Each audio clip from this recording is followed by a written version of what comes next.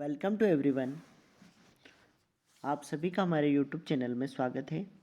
आज हम कक्षा 11वीं इतिहास के अध्याय 3 महाद्वीपों में फैला हुआ साम्राज्य के अति लघुत्तरीय प्रश्नों का हल देखेंगे जो एग्ज़ाम में 2 अंक में पूछे जाते हैं।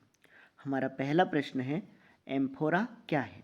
इसका आंसर है तरल पदार्थों, शराब, जैतून का तेल आदि की ढुलाई जिन कंटेनरों या मटकों में की जाती थी उन्हें एम्फोरा कहते थे।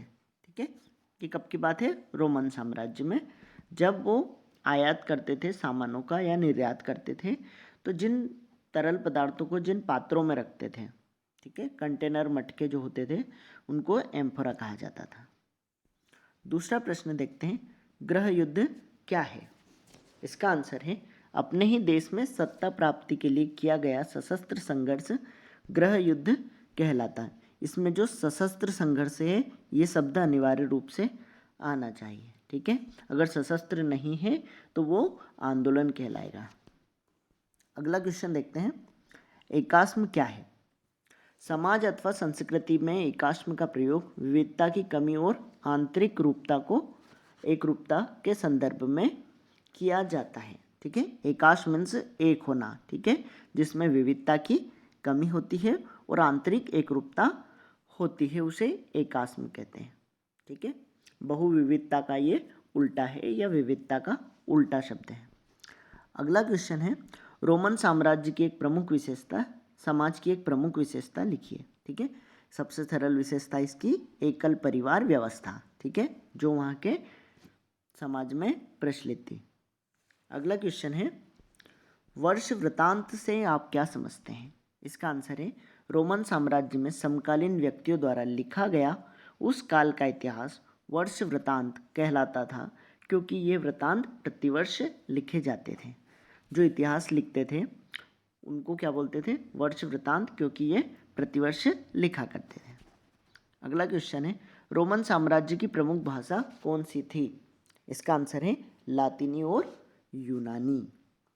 जो उत्तरी क्षेत्र यूरोप का क्षेत्र था वहाँ पर यूनानी भाषा बोली जाती थी, और अफ्रीका का वाला जो क्षेत्र था उसमें लातिनी भाषा बोली जाती थी। अगला क्वेश्चन है, बहुदेववाद क्या है?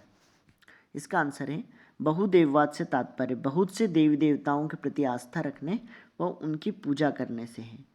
यूनान और रोमवासियों की पारंपरिक धार्मिक संस्कृति बहुदेववादी थी।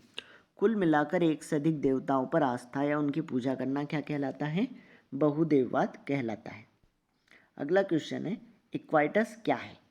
ठीक है, पहली बात तो ये इक्वाइटस कैसे कैसे आ सकता है? अश्वारोही, इक्वाइटस या नाइट वर्ग, तीनों एक ही शब्द हैं, लेकिन अलग अलग प्रकार से पूछ सकते हैं। अश्वारोही को ही इक्वाइटस बोल सकते हैं और नाइट वर्ग कह सकते हैं। ठीक है, तो ये पहली लाइन तो आपकी क्या हो गई? जो जिस नाम से पूछा जाए उसका आंसर वहीं से आपको शुरू करना है। अगर इक्वाइटस की अगर पूछा जाए कि अश्वारोही क्या है या नाइट वर्ग क्या है, तो भी आपको यही आंसर लिखना है। अब आंसर देखते हैं। नाइट वर्ग रोमन साम्राज्य में परंपरागत रूप से दूसरा सबसे अधिक शक्तिशाली और धनवान समूह था। मूल रूप से वे ऐसे परिवार से थे जिनकी संपत्ति उन्हें घुड़सेना में भर्ती होने की औपचारिक योग्यता प्रदान करती थी, इसलिए इन्हें इक्वाइटस कहा जाता था। ये क्या था? एक वर्ग था। ठीक है, किसमें? रोमन साम्राज्य में। जैसे अभिजात वर्ग था ना, इसमें ही इक्वाइटस या नाइट वर्ग, इसमें ही एक समूह था जो क्या था? शक्तिशाली भी था और धनवान भी था। शक्तिशाली क्यों था? क्योंकि इनके पास सैनिक शक्ति थी। ठीक है, धनवान क्यों था? क्योंकि इनके द्वारा कर की वसूल भी की जाती थी। ठीक है, तो ये क्या था? शक्तिशाली और धनवान समूह था, और ऐसे परिवार से थे जिनकी संपत्ति उन्हें घुड़सेना में भर्ती होने की औपचारिक योग्यता प्रदान करती थी। इनके पास क्या होते थे? बहुत सारे घुड़सवार होते थे, जिसकी इन्हें शुरुआत से ही योग्यता होती थी, जिसके कारण ये इक्वाइटस कहे जाते थे। ठीक है, अगला क्वेश्चन देखते हैं, रोमन शहरों की 2 विशेषताएं लिखिए। इसमें पहली विशेषता देखते हैं, रोमन शहरों का अपना एक सुनिश्चित राज्य क्षेत्र था, जिसमें उसके अपने दंडनायक या मजिस्ट्रेट है ना, नगर परिषद या सिटी काउंसिल होती थी। ये हो गई पहली विशेषता। दूसरी देखते हैं, रोमन शहरों के अधिकार क्षेत्र में कई ग्राम होते थे। ठीक है, ये ग्रामों से कर की वसूली करते थे और उन पर नियंत्रण रखते थे। अगला क्वेश्चन है, बलात् भर्ती सेना क्या है? बलात् भर्ती सेना वह होती है जिसमें कुछ वर्गों या समूह के वयस्क पुरुषों को अनिवार्य रूप से सैनिक सेवा देनी पड़ती थी। ठीक है, समूह और वर्गों को, वो भी कौन? पुरुषों को अनिवार्य रूप से जो सेना देते थे, सेना में भर्ती होते थे, उनको बलात् भर्ती कहते थे। उनको मजबूर किया जाता था, वो चाहे सेना में भर्ती होना चाहे या ना चाहे, उनको भर्ती होना पड़ता था। अगला क्वेश्चन देखते हैं, सॉलिडस किस धातु से निर्मित सिक्का था तथा इसे किसने प्रचलित किया था? हमने पढ़ा था सॉलिडस शुद्ध सोने से निर्मित सिक्का था, जिसका वजन क्या था? 4.5 ग्राम, 4.5 ग्राम का एक सिक्का था, जिसे किसने शुरू किया था? कॉन्स्टेंटाइन ने। ठीक है, अगला क्वेश्चन देखते हैं, फ्रैंकिनसेंस क्या है? इसका आंसर है, फ्रैंकिनसेंस एक यूरोपीय नाम है जो वास्तव में सुगंधित राल है। इसे बोस्वेलिया नाम के पेड़ से प्राप्त किया जाता था, जिसका उपयोग धूप, अगरबत्ती और इत्र बनाने के लिए किया जाता था।